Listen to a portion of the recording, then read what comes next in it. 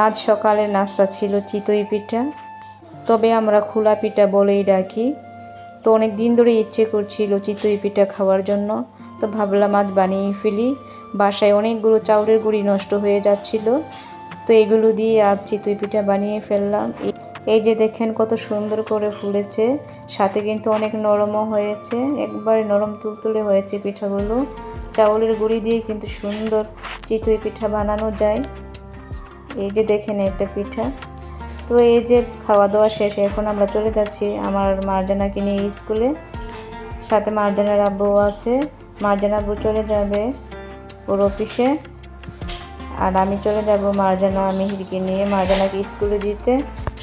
এই যে দেখেন মিহির বাচ্চাটা আগে আগে দৌড়াচ্ছে দোকানে যাওয়ার জন্য।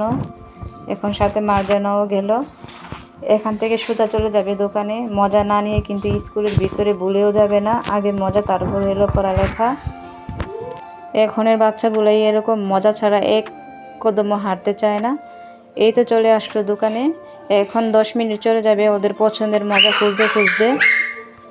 কি মজা খাবে তারা খুঁজে পাচ্ছে না, এই যে মজা খুঁজতে আছে। 10 মিনিট এভাবে চলে যাবে, তারপর ওদের মজা পছন্দ হবে। আমি বলতেছিলাম তাড়াতাড়ি নাও, স্কুলের টাইম প্রায় হয়ে এসেছে। এখান থেকে স্কুলে যেতে আরও 10 মিনিট সময় লাগবে। শেষমেশ তাদের চকলেট পছন্দ হলো, সাথে আমি আরও অন্য মজাও নিয়ে দিয়েছি। এখন চলে যাব স্কুলে। তো বাই বাই।